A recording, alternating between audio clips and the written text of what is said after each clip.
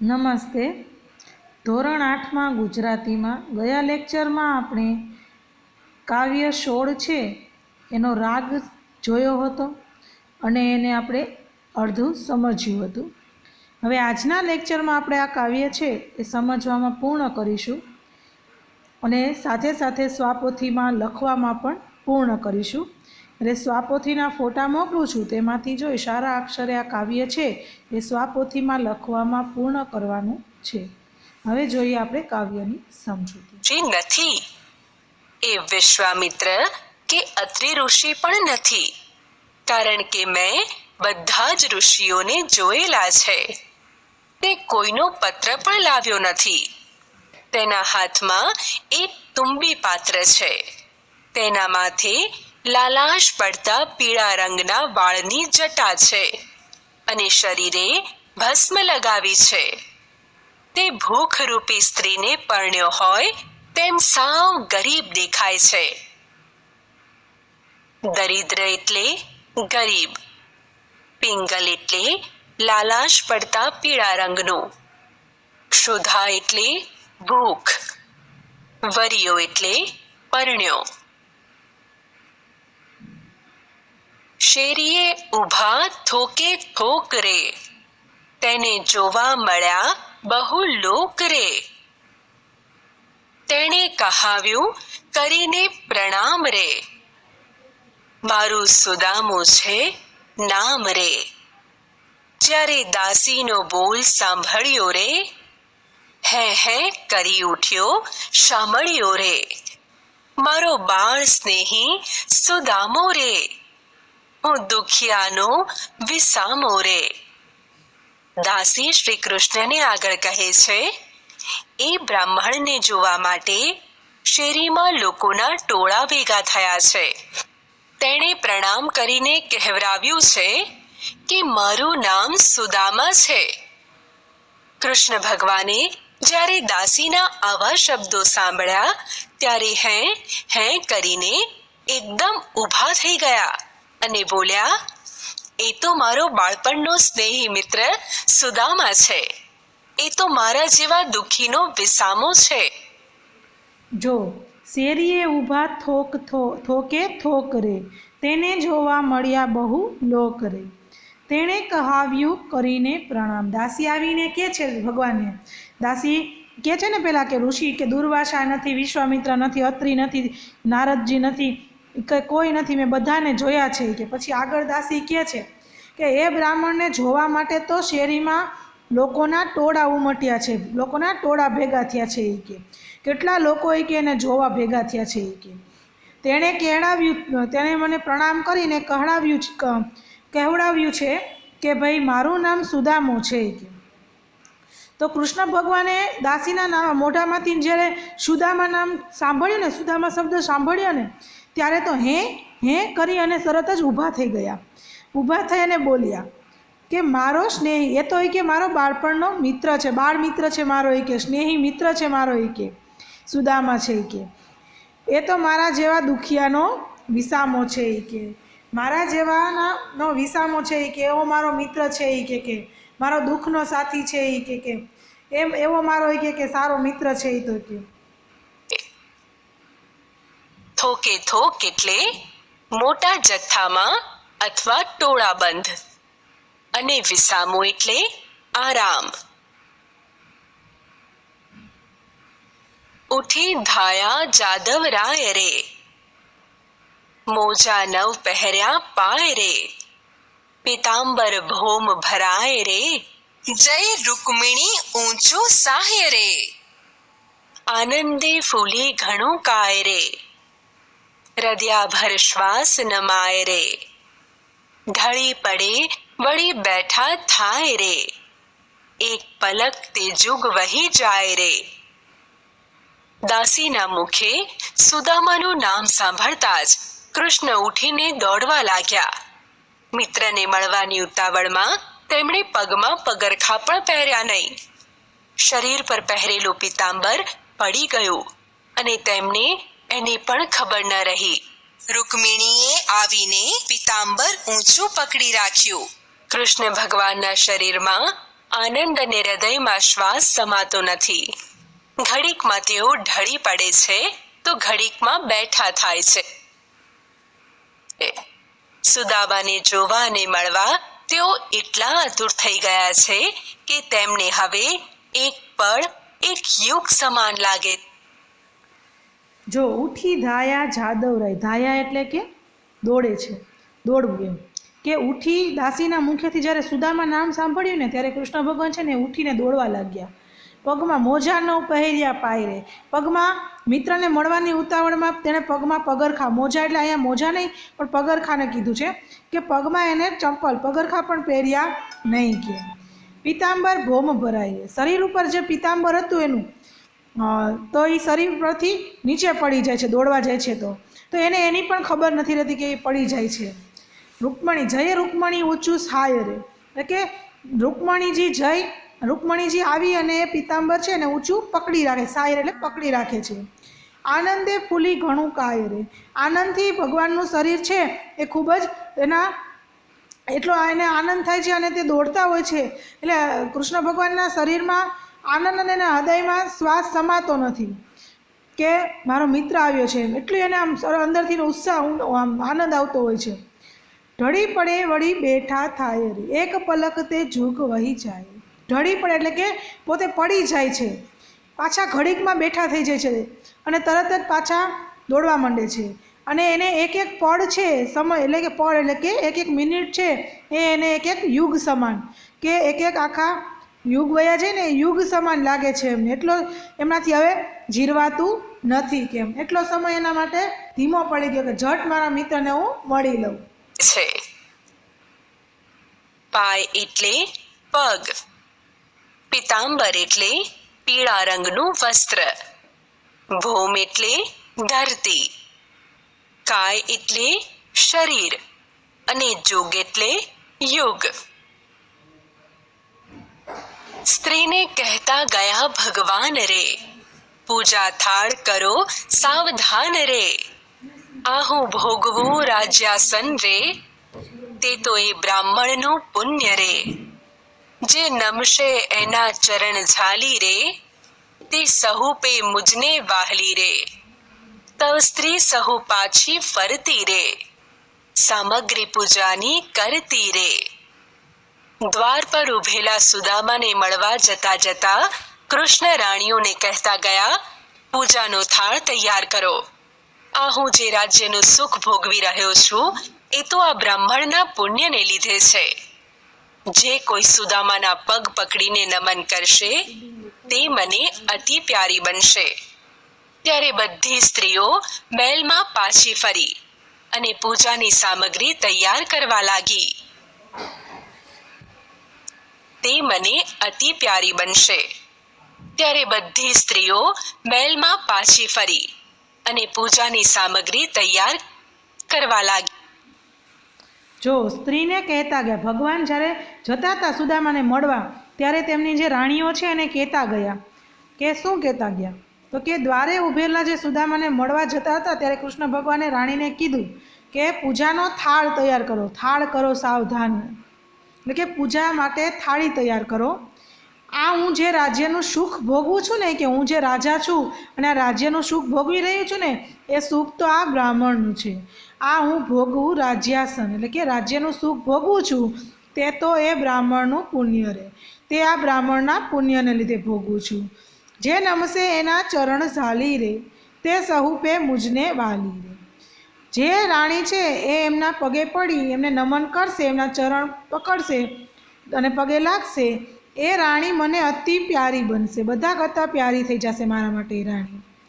તબ સ્ત્રી સહુ પાછી ફરતી, સામગ્રી પૂજાની કરતી. પછી ત્યાર પછી બધી સ્ત્રી છે તો એટલે ત્યારે બધી સ્ત્રીઓ મહેલમાં પાછી ફરતી હતી અને પૂજાની સામગ્રી તૈયાર કરવા માટે લાગી ગઈ. કે પૂજાની થાળી તૈયાર કરવાની કીધી હતી ને એટલે પૂજાની થાળી તૈયાર કરવા માટે બધી સ્ત્રીઓ લાગી ગઈ. કહે માહો માહી વળી બાઈ રે, કેવા હશે કૃષ્ણજીના ભાઈ રે. જેને હશે શામળિયા શું સ્નેહ રે, હશે કંદર્પ કોટી તેની દેહ રે. લે પૂજાના ઉપહાર રે, ઊભી રહી છે 16,000 રે, બાઈ લોચનનું સુખ લીજે રે, આજ દિયરનું દર્શન કીજે રે. પૂજાની સામગ્રી તૈયાર કરતી રાણીઓ અંદરો અંદર વાતો કરે છે. આ કૃષ્ણજીના મિત્ર કેવા હશે? તો વળી બીજી કહે છે, જેની સાથે કૃષ્ણને આટલો સ્નેહ છે તે વ્યક્તિ તો કરોડ કામદેવ જેવા રૂપાળા હશે. આવી વાતો કરતી 16,000 રાણીઓ પૂજાના થાળ લઈને ઊભી રહી છે અને કહે છે, કામદેવ જેવા દિયરનું દર્શન કરીએ અને આપણી આંખોને ધન્ય બનાવી દઈએ. જો કહે માહે માહે વળી બાઈ રે, માહે માહે એટલે અંદરો અંદર. પૂજાની સામગ્રી તૈયાર કરતી કરતી બધી રાણીઓ છે ને અંદર અંદર વાતો કરે છે કે કેવા હશે કૃષ્ણજીના ભાઈ, કે કેવા હશે કૃષ્ણના મિત્ર, કે કેવા હશે. તો વળી બીજી એમ કે ભાઈ જેને હશે સામળિયા શું સ્નેહ રે, જેને કૃષ્ણ સાથે આટલો બધો સ્નેહ છે તે વ્યક્તિ તો કેવા હશે? તો કે હશે કંદર્પ કોટી તેની દેહ રે. કંદર્પ કોટી એટલે કે કામદેવ જેવો એનો દેહ હશે, એનું શરીર હશે, એવા રૂપાળા હશે કે કામદેવ જેવા. કે કામદેવ છે એક દેવતા છે, એટલે કે કામદેવ છે એ કરોડ કામદેવ જેવા એનો દેહ હશે કે એવા રૂપાળા હશે કે લઈ પૂજાના ઉપહાર રે, ઊભી રહી છે 16,000 રે. આવી વાતો કરતી કરતી એ 16,000 રાણીઓ છે ને એ પૂજાના થાળ લઈ અને ઊભ્યું છે, તેની રાહ જોવે છે ભગવાનીને સુદામાની, અને કહે છે કે કામદેવ જેવા દિયરનું દર્શન કરીએ અને આપણી આંખોને ધન્ય બનાવી દઈએ, કે બાઈ લોચનનું સુખ લીજે રે, આજ દિયરનું દર્શન કીજે રે. એટલે કે બાઈ તારી આંખમાં આજે આપણા કામદેવ જેવા દિયરનું દર્શન કરી અને આપણી આંખોને આપણે ધન્ય બનાવી દઈએ.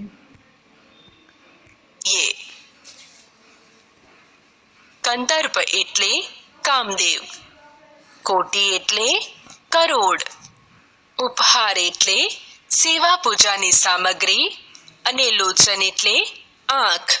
હવે જો રાણીઓએ તો કોઈ દિવસ સુદામાને જોયા નહોતા, એટલે એ લોકોને એમ થતું હતું કે રાજાનો મિત્ર હોય તો એ કંઈ સામાન્ય તો હોય નહીં. એટલે એ બધા તો મનમાં મોટા મોટા સપના જોવા મળતા કે કેવા હશે એમ, એ કૃષ્ણજીના મિત્ર તો કેવા હશે કે જેને કૃષ્ણને આટલો બધો એના પ્રત્યે પ્રેમ છે, એ તો કામદેવ જેવા હશે, રૂપાળા ને બધી રીતે એમ. તો એવા બધા વિચારો અંદરો અંદર એ કરવા માંડીને વાતો કરવા માંડી. એને સુદામાને ખરેખર જોયા નથી, પણ જ્યારે સુદામાને જોશે ને ત્યારે એ લોકો શું રિએક્ટ કરશે એ આપણે આગળ જોઈએ. અત્યારે તો એને સુદામાને જોયા નથી અને એમને અંદરો અંદર એ લોકો એનું અનુમાન કરે છે કે સુદામા છે એ કેવા હશે.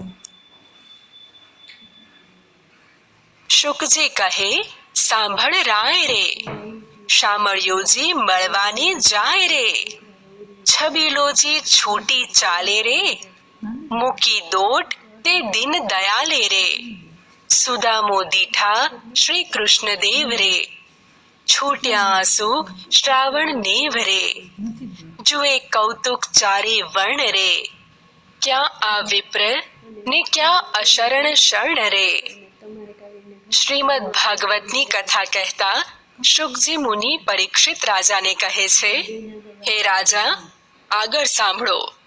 સુદામાને મળવા જતા શામળિયો ઉતાવળી ચાલ ચાલ્યા અને પછી રહેવાયું નહીં એટલે દીન દયાળે દોટ મૂકી. મહેલના દ્વાર પર ઉભેલા સુદામાને જેવા કૃષ્ણએ જોયા ત્યાં તો જેમ શ્રાવણ માસમાં વરસાદના પાણી નળિયામાંથી વહી જાય તેમ તેમની આંખોમાંથી આંસુઓ વહેવા લાગ્યા. સામાન્ય લોકો માટે તો આ એક કૌતુક હતું અને તેથી ચારેય વર્ણના લોક આ કૌતુક જોઈ રહ્યા છે અને વિચારી રહ્યા છે. જો શુકજી કહે છે, સાંભળ રાય રે, એટલે કે શ્રીમદ ભગવતજીની કથા કહેતા કહેતા શુકજી છે એ મુનિ પરીક્ષિત રાજાને કહે છે, હે રાજા, આગળ સાંભળ જોઈ. કે સુદામાને મળવા જતા શામળિયો ઉતાવળી ચાલ ચાલ્યા કરે, એટલે કે શામળિયો મળવાને જાય રે, છબીલોજી છૂટી ચાલે રે. જો શું કહે છે કે શામળિયો છે એ સુદામાને મળવા જાય છે ત્યારે કે ઉતાવળી ચાલ, છબીલોજી છૂટી ચાલે રે. છૂટી એટલે કે ઉતાવળી ચાલ ચાલે છે ભગવાન ત્યારે, તેનાથી રહેવાતું નથી. અને પછી રહેવાયું નહીં એટલે તે દીનદયાળે દોટ મૂકી દોટ તે દીનદયાળ એટલે કે ભગવાન શ્રી કૃષ્ણ. પછી એનાથી રહેવાનું નહીં ને એટલે એને દોડ મૂકી, એમ કે ધીમે ન ચાલતા એનાથી રહેવાનું નહીં એટલે દોડવા માંડ્યા. સુદામો દીઠા શ્રી કૃષ્ણ દેવરે, છૂટ્યા આંસુ શ્રાવણ નેવરે. હવે ભગવાને દોડ મૂકી એટલે મહેલના દ્વાર ઉપર ઊભેલા જે સુદામા છે એને સુદામાને જેવા કૃષ્ણએ જોયા ત્યાં તો જેમ શ્રાવણ માસમાં વરસાદ વરસે એવી રીતે કે ભગવાનની આંખોમાંથી આંસુની ધારાઓ વહેવા લાગી છે. અને સામાન્ય લોકો માટે તો આ એક કૌતુક એટલે કે આશ્ચર્યની વાત હતી કે આ શું, ભગવાન રડે છે અને એમના મિત્ર માટે, આવા સામાન્ય બ્રાહ્મણ માટે કે છે. તેથી ચારેય વર્ણના ક્યાં આ વિપ્રને ક્યાં અશરણ શરણ રે. ચારેય જુએ કૌતુક ચારેય વર્ણ જુએ એટલે કે ચારેય વર્ણના લોકો છે એ આ કૌતુક આ જોઈ રહ્યા છે, આ જે થાય છે એ જોઈ રહ્યા છે ચારેય વર્ણના લોકો. 4 વર્ણમાં કોણ કોણ આવે તમને ખ્યાલ છે? બ્રાહ્મણ ને શૂદ્ર અને આવે છે ને, ક્ષત્રિય, શૂદ્ર અને વૈશ્ય, એ 4 વર્ણ છે. તો વૈશ્ય હા એવું કંઈક 4 વર્ણ છે. તો એ 4 વર્ણ છે ને, બ્રાહ્મણ, ક્ષત્રિય અને શૂદ્ર, તો એવા 4 વર્ણ છે. એ ચારેય વર્ણના લોકો છે એમાં બધા લોકો આવી જાય, એમ 4 વર્ણમાં ટોટલી બધા જ લોકો આવી જાય છે. તો આ બધા લોકો છે એ ભગવાનના આ આશ્ચર્યચકિત દ્રશ્યને જોવે છે. ક્યાં આ વિપ્રને ક્યાં આ અશરણ શરણ, કે ક્યાં આ રાજા અને ક્યાં આ સાવ સામાન્ય ગરીબ બ્રાહ્મણ, એના માટે ભગવાન કે આવું બધું રોવે છે એમ બધા વિચારી રહ્યા છે જોઈને. ક્યાં આ લઘર વઘર ગરીબ બ્રાહ્મણ અને ક્યાં આ અનાથની આશરો આપનાર પરમાત્મા. શુકજી એટલે વ્યાસના પુત્ર, એક ઋષિ. રાય એટલે રાજા, પરીક્ષિત. છૂટી ચાલે ચાલવું એટલે ઉતાવળા ચાલવું. દીનદયાળ એટલે ગરીબ પર દયા રાખનાર. વર્ણ એટલે જાતિ. વિપ્ર એટલે બ્રાહ્મણ. અને અશરણ શરણ એટલે અનાથના શરણરૂપ બનેલું. જુએ દેવ વિમાને ચડિયા રે, પ્રભુજી ઋષિને પાયે પડ્યા રે. હરી ઉઠાડ્યા ગ્રહી હાથે રે, ઋષિજી લીધા હૈડા સાથે રે. ભુજ બંધન વાંસા પૂઠે રે, પ્રેમાલિંગન નવ છૂટે રે. પછે મુખ અન્યો અન્ય જુએ રે, હરિના આંસુ ઋષિજી લુહે રે.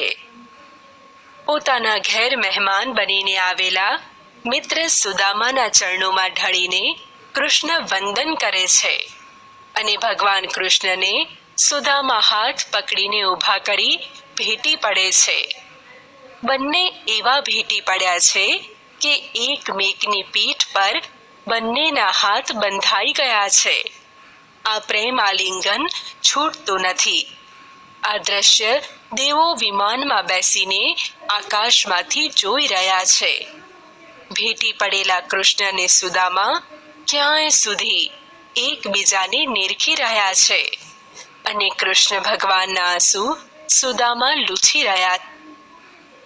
જો જુએ દેવ વિમાને ચડિયારી. હવે પોતાના ઘેર મહેમાન બનીને આવેલા મિત્ર સુદામાના ચરણોમાં સીધા ભગવાન તો ત્યાં પહોંચ્યા ને એટલે સીધા એને શું કર્યું તો કે પહેલાં તો એ બહુ જ રડતા હતા ને રડતા પહેલાં તો જતા વહેતા જે સુદામાના પગે પડ્યા, ચરણે એટલે કે એમને પગે લાગે છે અને કૃષ્ણ એમને વંદન કરે છે. ત્યાર પછી ભગવાન છે કૃષ્ણને સુદામા ભગવાન નીચે નમે છે, એમને પગે લાગે છે ત્યારે સુદામા છે એમને હાથ પકડી અને ઊભા કરે છે અને બંને ભેટી પડે છે. પ્રભુજી ઋષિને પાયે પડ્યા એટલે કે ભગવાન છે એ આ બ્રાહ્મણને પગે લાગે છે. પાયે એટલે પગે પડ્યા એટલે કે પગે લાગે છે. હરી ઉઠાડ્યા ગ્રહી હાથે એટલે આ બ્રાહ્મણ છે સુદામા છે એમને ભગવાનને પોતાના હાથથી ઊભા કર્યા. ઋષિજી લીધા હૈડા સાથે. શું કહે છે કે બંને એકાબીજાને પ્રેમથી ભેટી પડે છે. ભુજ બંધન વાસા પેઠે રે. બંને પોતાના એવા ભેટી પડ્યા છે કે એકમેકની પીઠ પર બંનેના હાથ છે એ બંધાઈ ગયા છે. અને પ્રેમ આલિંગન આ પ્રેમનું આલિંગન છે એ છૂટતું નથી કે નવ છૂટે એટલે કે છૂટતું નથી. પછી મુખ અન્ય જુએ રે. પછી બંને મિત્ર એ એકબીજાની સામે નિરખીને જોઈ રહ્યા છે. હરિના આંસુ ઋષિજી લુહે રે. ભગવાન શ્રી કૃષ્ણના આંસુ છે એ સુદામાજી લૂછી રહ્યા છે. ભુજબંધન એટલે હાથનું બંધન અથવા ભેટવું તે. વાંસો એટલે પીઠ અથવા બરડો. આલિંગન એટલે બાથમાં લેવું એ. અને અન્ય એટલે એકબીજાને. તુંબી પાત્ર ઉલાળી લીધું રે. દાસત્વ દયાળજીએ કીધું રે. તમે પાવન કીધું આ ગામ રે. હવે પવિત્ર કરો મમ ધામ રે. જોઈ હાસ કરે સહુ નારી રે. આ શ્રી રૂડી મિત્રાચારી રે. ઘણો વાંકા બોલી સત્યભામા રે. આશા ફૂટડા મિત્ર સુદામા રે. સુદામાના હાથમાં રહેલું તુંબી પાત્ર કૃષ્ણ ભગવાને પોતાની પાસે લઈ લીધું. જેવી રીતે આપણા ઘેર કોઈ મહેમાન આવે અને એમનો સામાન આપણે ઉપાડી લઈએ એ રીતે. આમ તુંબી પાત્ર સુદામા પાસેથી લઈને કૃષ્ણ સુદામાના ચાકર બની ગયા. પછી કૃષ્ણ ભગવાને સુદામાને કહ્યું, તમે અહીં પધારીને દ્વારકા નગરીને પવિત્ર કરી દીધી છે. હવે મારા ઘેર પધારીને એને પણ પવિત્ર કરો. ક્યારેય ન જોયેલું આવું દ્રશ્ય જોઈને બધી સ્ત્રીઓ મજાક મશ્કરી કરતા કહી રહી છે, આ તે કેવી ભાઈબંધી! ગરીબ અને લઘર વગર પોશાકમાં મહેમાન બની આવેલા સુદામાને જોઈ સત્યભામા કટાક્ષમાં કહે છે, આ કેવા સુંદર મિત્ર સુદા. જો તુંબી પાત્ર ઉલારી લીધું એટલે કે ભગવાન છે એ સુદામાના હાથમાં એક તુંબી પાત્ર હોય છે. એ તુંબી પાત્ર છે એ ભગવાને પોતાના હાથમાં લઈ લીધું. જેમ આપણી ઘરે કોઈ મહેમાન આવે ત્યારે આપણે મહેમાનનો સામાન દરવાજે એમને લેવા જાય ત્યારે ઉચકી લઈએ છીએ, એમ જ ભગવાને આજે તુંબી પાત્ર આનું હાથમાંથી સુદામાના હાથમાંથી લઈ અને પોતે ઉપાડી લીધું છે. અને ભગવાન છે એ શ્રી કૃષ્ણ સુદામાના સેવા કરનાર બની ગયા છે. આમ ચાકર એટલે કે સેવા કરનાર, એમ સેવા કરવાવાળા બની ગયા છે. પછી તો કે તમે સુદામાને કહે છે દાસત્વ દયાળજી રે કીધું, એટલે કે એનું દાસત્વ દાસ બની ગયા સુદામાના. ભગવાને સ્વીકારી લીધું દાસ પણ, અને એના દાસ બનીને એ ભગવાન સુદામાને કહે છે કે ભાઈ તમે પાવન કીધું આ ગામ, તમે કે અહીંયા પધારી અને દ્વારકા નગરીને પવિત્ર કરી છે. હવે પવિત્ર કરો મમ ધામ રે. મમ એટલે મારા. હવે તમે મારા ઘરને પવિત્ર કરો, કે મારા ઘરે પધારી અને મારા ઘરને પણ પવિત્ર કરો. જોઈ હાસ કરે સહુ નારી રે. આ જોઈ અને બધી એની સ્ત્રીઓ છે, બધી જે 16,000 રાણીઓ છે એ હાસ્ય કરે છે, મજાક મસ્કરી કરતી એની હાંસી ઉડાડે છે. આસી રૂડી મિત્રચારી રે. આ કે કેવી ભાઈબંધી છે, કે મિત્રાચારી એટલે ભાઈબંધી. આ તે કેવી ભાઈબંધી, કે ઘણું વાંકા બોલી સત્યભામા રે. સત્યભામા છે ને થોડીક બોલવામાં થોડીક હતી, એટલે એ વાંકું બોલે છે, એટલે કે કોકને ખરાબ લાગે એવું બોલવું. ગરીબ અને લઘર વગર પોશાકમાં મહેમાન બનીને આવેલા સુદામાને જોઈ અને સત્યભામા કહે છે કે આ કેવા સુંદર મિત્ર સુદામા છે. ફૂટડા એટલે કે આશા ફૂટડા મિત્ર સુદામા, એટલે કે સુંદર, એટલે કે કટાક્ષમાં કહે છે કે આ કેવા સુંદર મિત્ર છે. કે આમાં છે દાસત્વ એટલે ચાકરપણું, પાવન એટલે પવિત્ર, હાસ એટલે હસવું અથવા મજાક કરવી, અને રૂડી એટલે સુંદર. હરિયાને ઉઠી શુધાયા રે. ભલી નાનપણાની માયા રે. ભલી જોવા સરખી જોડી રે. હરીને સોંધો અને રાખોડી રે. જો બાળક બહાર નિસરશે રે, તો જોઈ કાકાને છળશે રે. તબ બોલ્યા રૂકીમણી રાણી રે, તમે બોલો છો શું જાણી રે. સત્યભામા કટાક્ષમાં આગળ કહે છે, હરિ એટલે કે કૃષ્ણ ભગવાન આને સુદામાને શું જોઈને મળવા દોડ્યા? ભાઈ, આ તો ખરી બાળપણની ભાઈબંધી કહેવાય, અને આ જોડી તો જોવા જેવી છે. કૃષ્ણ પ્રભુના દેહ પર કેસર ચંદનનો લેપ સુગંધી છે, અને આ સુદામાને ભસ્મનો લેપ છે. જો અંદરથી કોઈ બાળક બહાર આવશે તો તે આ સુદામાને જોઈને ચોક્કસ ડરી જ જશે. સત્યભામાની આવી કટાક્ષવાળી વાણી સાંભળીને રૂકમણીજી કહે છે, તમે આવું શું જાણીને બોલો છો? જો હવે આ સુદામા કટાક્ષ કરતા બોલી હતી ને કે આ કેવા સુંદર મિત્ર સુદામા મિત્ર છે એમ, તો પછી આગળ હજી એ બોલે છે, સત્યભામા છે એ હજી આગળ બોલે છે કે હરિ એટલે કે હરિ આને ઉઠી શું ધાયા રે, એટલે કે હરિ ભગવાન એટલે કે ભગવાન શ્રી કૃષ્ણ છે આને શું જોઈને મળવા દોડ્યા? ધાયા એટલે દોડવું, એટલે કે શું જોઈને મળવા માટે દોડ્યા હશે એ કે ભાઈ કે આ તો નાનપણની ભાઈબંધી કહેવાય કે ભલી નાનપણની માયા રે, એટલે કે આ તો નાનપણની ભાઈબંધી કહેવાય, ભલી જોવા સરખી જોડી રે. આ જોડી તો જોવા જેવી છે કે છે. હરિને સોંધો અને આને રાખોડી. એટલે સત્યભામા કહે છે કે શ્રી કૃષ્ણ ભગવાનના દેહ એટલે શરીર પર કેસર ચંદનનો લેપ લગાડવામાં આવે છે, જ્યારે આના શરીરે તો સુદામાજીના શરીરે તો ભસ્મ એટલે કે ધૂળનો લેપ લાગેલો છે કે છે. અને જો અંદરથી કોઈ બાળક નીકળશે, જો બાળક બહાર નિસરશે, એટલે કે જો અંદરથી કોઈ બાળક બહાર નિસરશે એટલે કે આવશે, તો કે આ સુદામાને જોઈને ચોક્કસ ડરી જશે. તો જોઈ કાકાને છળશે એટલે ડરી જશે. તમે બોલ્યા રૂકમણી રાણી રે. ત્યારે રૂકમણી રાણી બોલે, રૂકમણી છે એને કહે છે સત્યભામાને કે ભાઈ તમે આવું શું બોલો છો? તમે શું જાણીને આવી રીતે વાત કરો છો? એ કે આવી રીતે તમારાથી વાત કરાય નહીં. સોંધો એટલે સુગંધી લેપ, છળી જવું એટલે અચાનક કંઈક જોઈ ડરી જવું. વલણ, શું બોલો છો વિસ્મય થઈ? હરિભક્તને ઓળખો નહીં. બેસાડ્યા મિત્રને શૈયા ઉપર, ઢોળે વાય હરી ઊભા રહી. સત્યભામાને ઠપકો આપતા રૂકમિણીજી આગળ કહે છે, આમ નવાઈ પામીને શું બોલો છો? આ કૃષ્ણ ભક્ત સુદામાને તમે ઓળખતા નથી.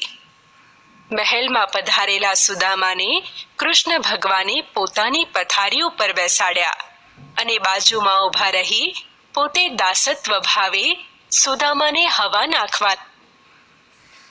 જો શું બોલો છો વિસ્મય થઈ, હરિભક્તને ઓળખો નહીં. રૂકમણી આને સમજાવે છે, સત્યભામાને ઠપકો આપતા કહે છે કે સત્યભામાને કહે છે કે સત્યભામા આમ નવાઈ પામીને તમે શું બોલો છો કે છે. એટલે કે રૂકમણીજીને આમ અચરજ થઈ કે આવું સાવ બોલે છે સત્યભામા. એટલે કહે છે કે ભાઈ સત્યભામા તમે આ શું બોલી રહ્યા છો કે આ કૃષ્ણ ભક્ત સુદામાને હજી તમે ઓળખતા નથી કે એની શક્તિ શું છે એ તમને હજી ખબર નથી કે. અને પછી મહેલમાં પધારેલા સુદામાને કૃષ્ણ ભગવાન છે એને પોતાની સૈયા એટલે પથારી ઉપર બેસાડ્યા અને બાજુમાં ઊભા ઢોળે વાયરે બાજુમાં ઊભા રહી અને તે પોતે દાસત્વ ભાવે સુદામાને હવા નાખવા લાગ્યા અને સુદામાની સેવા ચાકરી કરવા લાગ્યા. તો આપણે આ કાવ્ય છે એ સરસ રીતે સમજવામાં અહીંયા પૂર્ણ કર્યું. હવે આપણે આ કાવ્યનું થોડુંક વ્યાકરણ સમજી અને આ કાવ્યને સમજવામાં પૂર્ણ કરીએ. અંત ભાગની પંક્તિઓનું આગળના ભાગની પંક્તિઓ તરફ વળવું એ અથવા ઉથલો.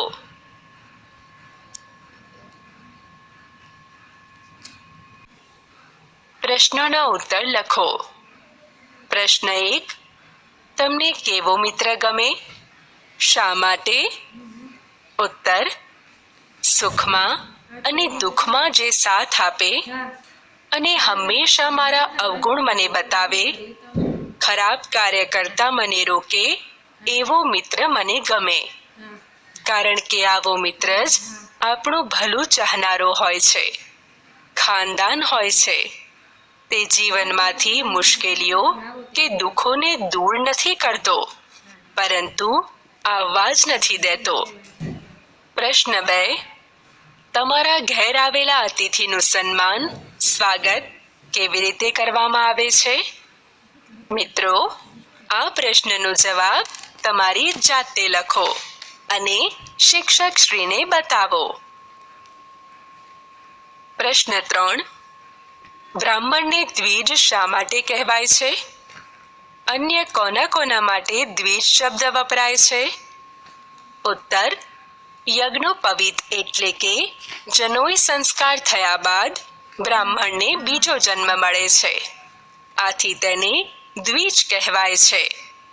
બ્રાહ્મણ ઉપરાંત ક્ષત્રિય, વૈશ્ય, પક્ષીના ઈંડા, દાંત માટે દ્વિજ શબ્દ વપરાય છે.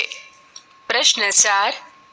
તમારા ઘેર આવેલા મિત્રની મહેમાનગતિ કેવી રીતે કરશો? આ પ્રશ્નનો ઉત્તર તમારી જાતે લખો અને શિક્ષક શ્રીને બતાવો. પંક્તિઓનો ભાવાર્થ લખો. 1. પિંગલ જટાને ભસ્મે ભર્યો રે, ક્ષુધારૂપિણી સ્ત્રીએ તે વર્યો રે. મહેલના દરવાજે ઉભેલા સુદામાને માથે જટા છે, તે ધૂળ ઉડવાથી ભૂખરા રંગની થઈ ગઈ છે. તેમના શરીરે ભસ્મ લગાવેલી છે. એ જાણે ભૂખરૂપી સ્ત્રીને પરણ્યો હોય તેમ તેનું શરીર દુબળું લાગે છે. 2. આહું ભોગવું રાજ્યાસન રે, તે તો એ બ્રાહ્મણનું પુણ્ય રે. મહેલના દરવાજે ઉભેલો બ્રાહ્મણ એ પોતાનો બાળપણનો મિત્ર સુદામા છે એવી જાણ થતાં કૃષ્ણ રીતસરની દોટ મૂકે છે. આગળ જઈ ઢળી પડે છે. પોતાની રાણીઓને કહે છે, પૂજાનું થાળ તૈયાર કરો. હું અત્યારે જે રાજ્ય, સુખ, સાહેબી ભોગવી રહ્યો છું એ સર્વ સુદામાના પુણ્યનો પ્રતાપ છે. ભાષા સજ્જતા. દ્વિરુક્ત પ્રયોગો. દ્વિ એટલે બે અને ઉક્ત એટલે બોલાયેલું છે તે. દ્વિરુક્ત એટલે જે બે વખત બોલાય છે તે. જેમ કે ઠેર ઠેર, ગરમ ગરમ, લાડુ બાડુ, ગલ્લા તલ્લા, ચોપડી બોપડી, પેન બેન, ભજન ભજન, ગીત બીત, દોડા દોડી. જો દ્વિરુક્ત શબ્દોની તમને હવે આમાંથી શીખવાનું છે. આવતા વર્ષે આપણે દ્વિરુક્ત અને રવાનુકારી શબ્દ આવશે. તો આપણે અત્યારે આમાં કીધું છે, આપણે આગળના ધોરણમાં ભણી જ ગયા છીએ દ્વિરુક્ત અને રવાનુકારી શબ્દ, પણ અહીંયા પણ આપણને ફરીથી દ્વિરુક્ત અને રવાનુકારી શબ્દ છે એના આપણને વ્યાખ્યા સમજાવી છે. દ્વિ એટલે બે, દ્વિ એટલે બે અને ઉક્ત એટલે કે બોલાયેલું, બે વખત બોલાયેલું હોય અને દ્વિરુક્ત કહેવાય. હવે જો બે વખત એટલે કે ઠેર ઠેર, ગરમ ગરમ, આ બધા શબ્દો છે એ કેવા છે? બે વખત બોલીને સાથે બોલીએ. લાડુ બાડુ, તો લાડુ બાડુ એ લાડુ બાડુ બોલે પણ અર્થ એનો સરખો જ થાય. ગલ્લા તલ્લા, ચોપડી બોપડી, બધાનો અર્થ છે એ સેમ ચોપડી જ થાય, ચોપડી બોપડી એટલે. પણ આપણે બોલીએ એવી રીતે, તો આ બધા છે એને કહેવાય દ્વિરુક્ત શબ્દ. 1. સંપૂર્ણ દ્વિરુક્તિ વાળા પ્રયોગો. ઘેર ઘેર, માંડ માંડ, મનમાં મનમાં, પાંચ પાંચ જેવા શબ્દ પ્રયોગોમાં એકનું એક રૂપ સમગ્ર રૂપમાં બેવડાય છે. આવા પ્રયોગો સંપૂર્ણ દ્વિરુક્તિ વાળા પ્રયોગો કહેવાય. 2. અમુક અંશના લોપવાળી દ્વિરુક્તિ. કેટલાક દ્વિરુક્ત પ્રયોગોમાં એકનું એક રૂપ બેવડાતું હોય વાળા પ્રયોગો કહેવાય. જો સંપૂર્ણ દ્વિરુક્ત વાળા પ્રયોગો એટલે શું? તો કે ઘેર ઘેર, માંડ માંડ, મનમાં ને મનમાં, પાંચ પાંચ, એટલે કે એક જ શબ્દ વારંવાર બે વાર આવતો હોય કે એનો આપણે સંપૂર્ણ ઉચ્ચાર સરખો જ થતો હોય, એવા શબ્દોને આપણે શું કહીએ? તો કે સંપૂર્ણ દ્વિરુક્ત વાળા પ્રયોગો. જેવા શબ્દ પ્રયોગમાં શું આવે કે એકનું એક જ રૂપ, એટલે કે જે શબ્દ છે ઘેર છે તો ઘેર ઘેર બે વાર આવે, માંડ તો માંડ માંડ, સરખો જ શબ્દ આવે એમ, એને સંપૂર્ણ દ્વિરૂક્ત પ્રયોગ કહેવાય. 2. અમુક અંશના લોપવાળી દ્વિરૂક્તિ. કેટલાક દ્વિરૂક્ત પ્રયોગોમાં એકનું એક રૂપ બેવડાતું હોય પણ એમાંથી કોઈ ધ્વનિનો લોપ થયો હોય તેને લોપવાળી દ્વિરૂક્તિ કહેવાય.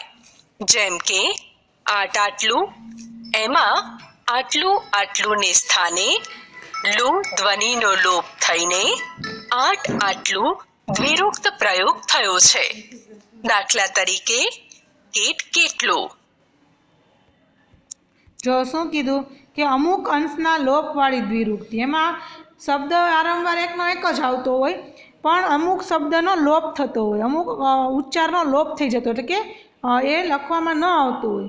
કેટ કેટલું, હવે કેટલું કેટલું આપણે બોલવું હોય પણ એને આપણે કેટ કેટલું બોલીએ તો પણ એનો અર્થ છે એ સરખો જ થાય, બરાબર. એટલે એને કહેવાય અમુક અંશના લોપવાળી. કેટલું કેટલું લખાય પણ આપણે કેટ કેટલું લૂનો લોપ કરી નાખ્યો, એટલે કે લોપ કરી નાખ્યો લૂને, એટલે કે એને આપણે બોલતા નથી પણ એનો ઉચ્ચાર, એનો જે અર્થ છે એ સરખો જ થાય છે.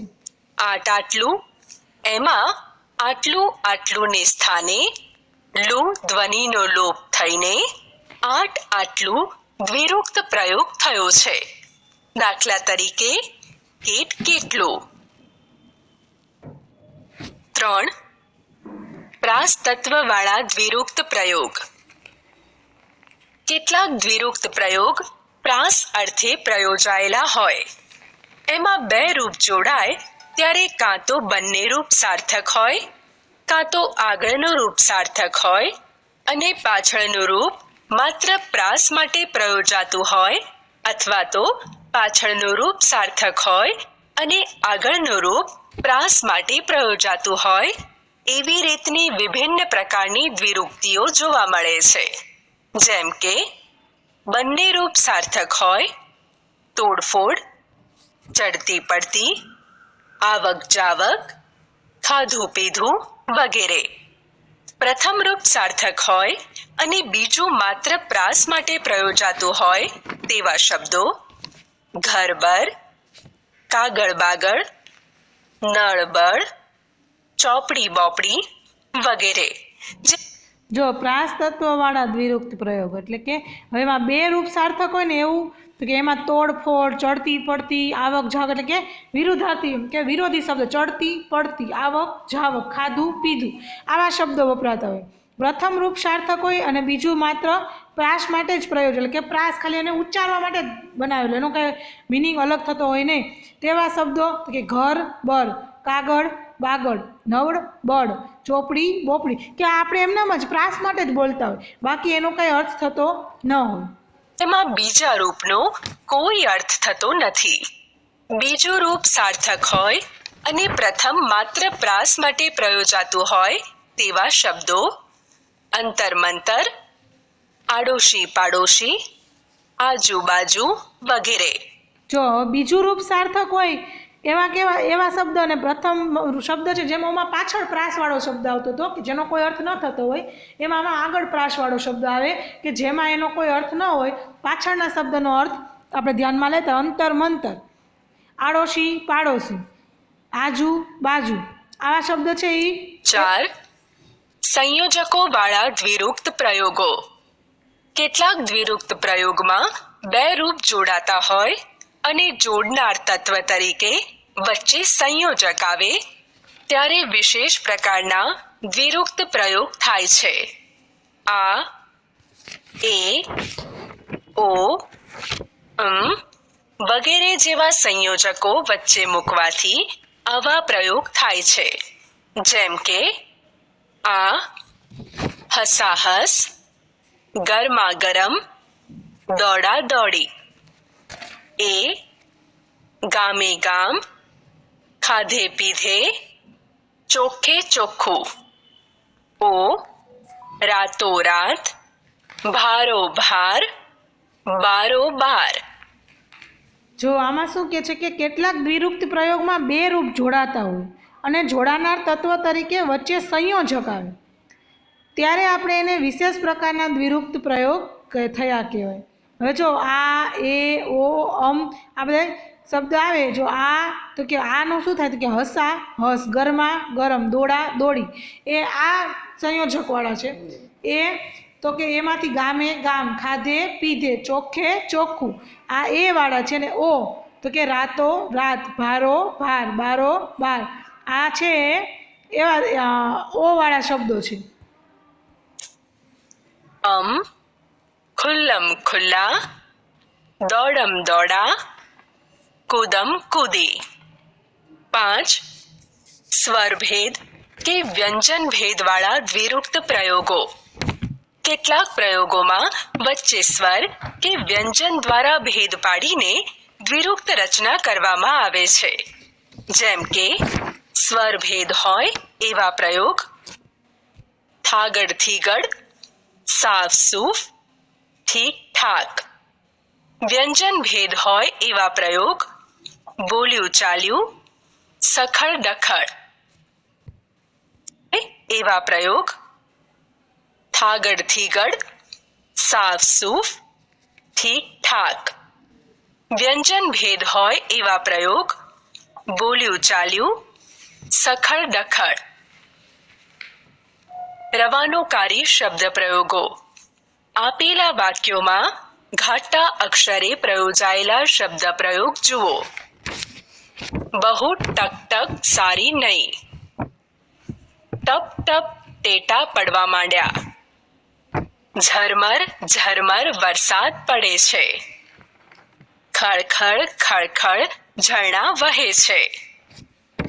ઝબઝબ ઝબઝબ વીજળી ચમકે છે. બંદૂકમાંથી છનનન કરતી ગોળી છૂટી. દડબડ દડબડ દોડે ગલુડિયું.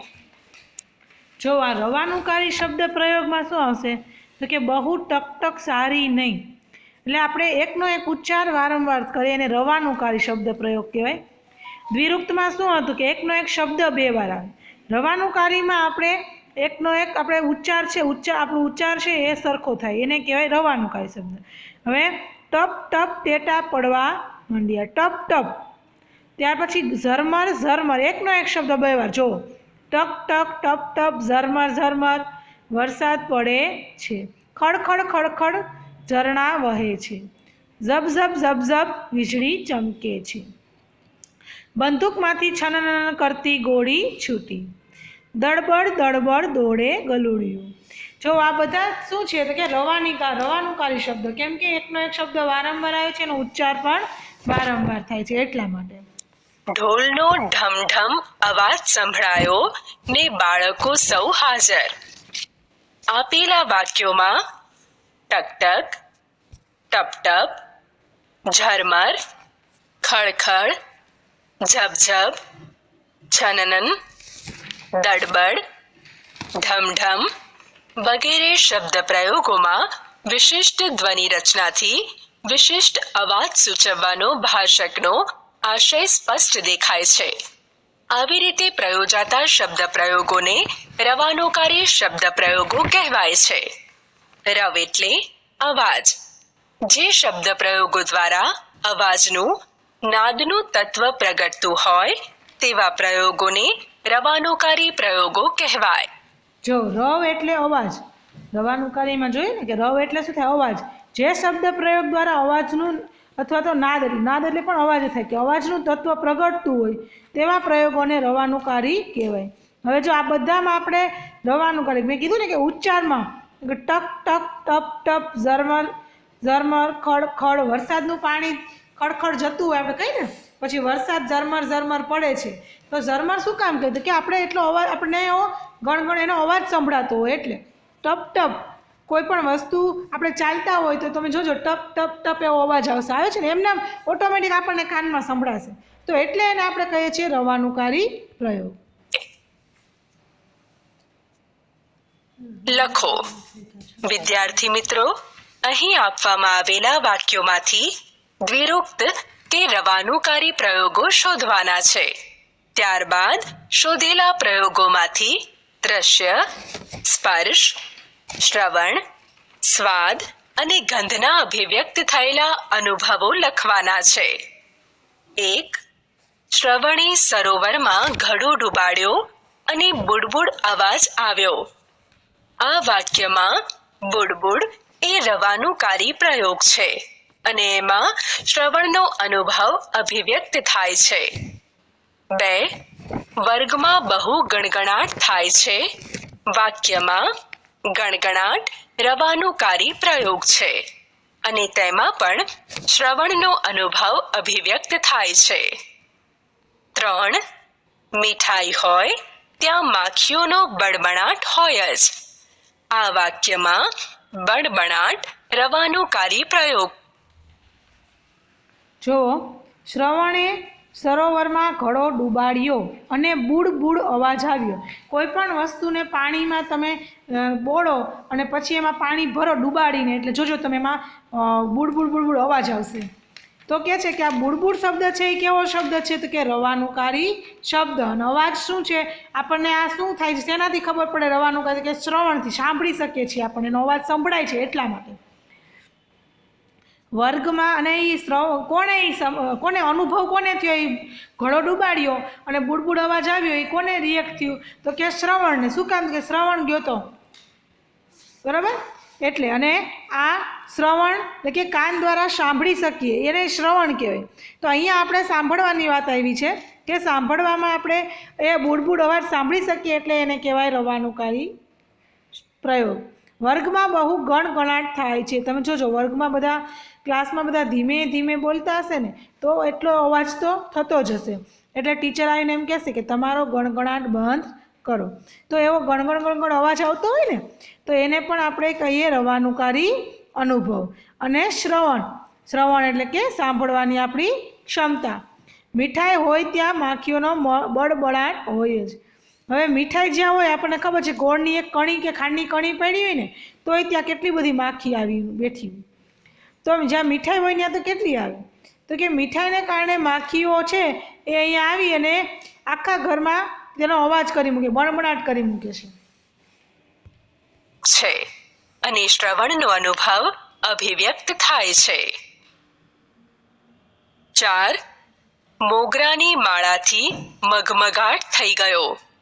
આ વાક્યમાં મગમગાટ એ દ્વિરુક્ત પ્રયોગ છે અને તેમાં ગંધનો અનુભવ અભિવ્યક્ત થાય છે. 5. તપેલીમાં ખીચડી ખદબદે છે. આ વાક્યમાં ખદબદે શબ્દ રવાનુકારી પ્રયોગ છે અને તેમાં શ્રવણનો અનુભવ અભિવ્યક્ત થાય છે. 6. જાહેર મિલકતની તોડફોડ કરવી તે રાષ્ટ્રીય સંપત્તિનું નુકસાન કરવા બરાબર છે. આ વાક્યમાં તોડફોડ શબ્દ દ્વિરુક્ત પ્રયોગ છે અને તેમાં શ્રવણનો અનુભવ અભિવ્યક્ત થાય છે. જો હવે મોગરાની માળા મગમગાટ થઈ ગયો. મોગરાની માળાથી મગમગાટ એટલે કે સુગંધ. તો કે મોગરાની માળાથી આખા આપણે જે ઘરમાં મોગરાની માળા પડી તો આખા ઘરમાં સુગંધિત થઈ ગયું, એટલે કે મગમગાટ થઈ ગયું, એટલે કે સુગંધ ફેલાઈ ગઈ એમ. તો મગમગાટ એટલે દ્વિરુક્ત. મગમગાટ આપણે જોયું હતું ને, દ્વિરુક્ત શબ્દ આવ્યા. અને ગંધ એટલે અનુભવ શેનો થાય છે? કે સુગંધ આવે છે એટલે ગંધનો અનુભવ થાય છે. તપેલીમાં ખીચડી ખદબદે છે. ખદબદે એટલે કે અવાજથી ખબર પડે આપણને. આમાં ગંધનો અનુભવ થયો એટલે દ્વિરુક્ત છે.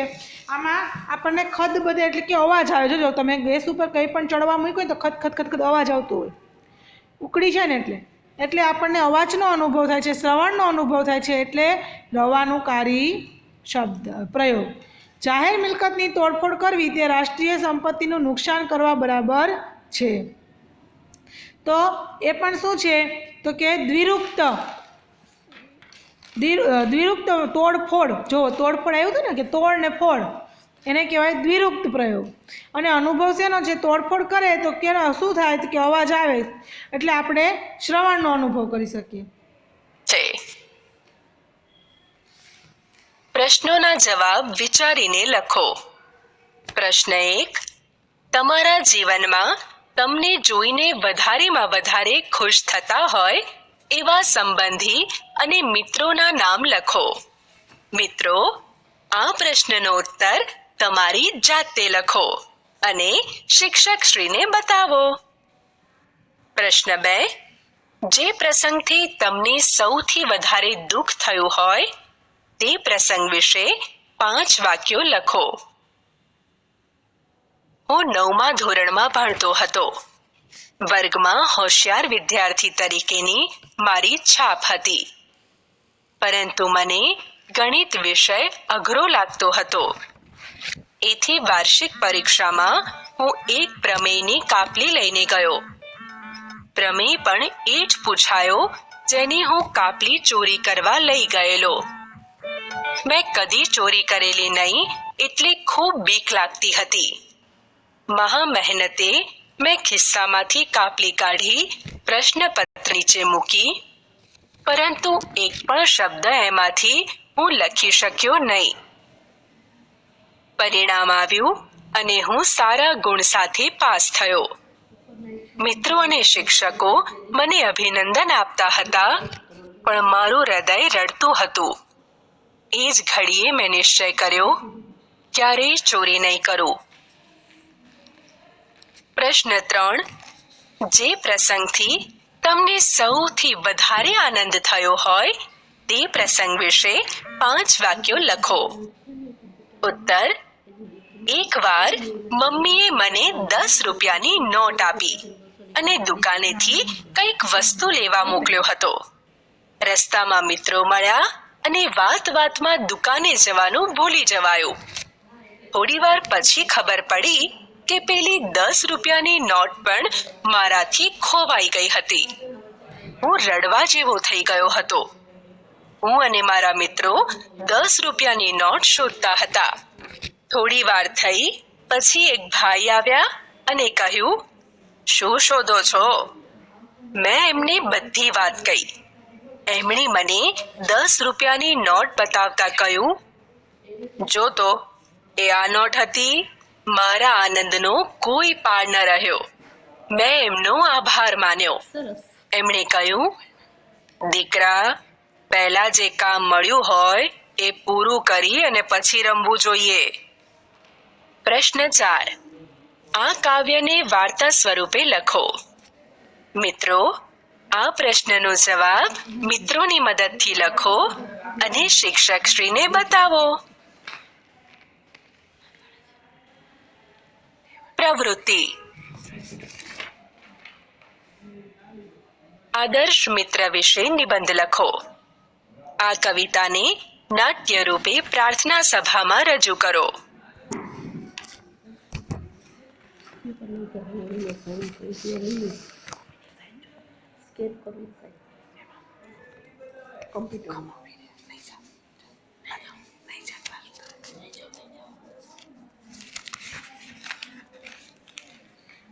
જુઓ, આપણે આ કાવ્ય છે એ સમજવામાં સરસ રીતે પૂર્ણ કર્યું.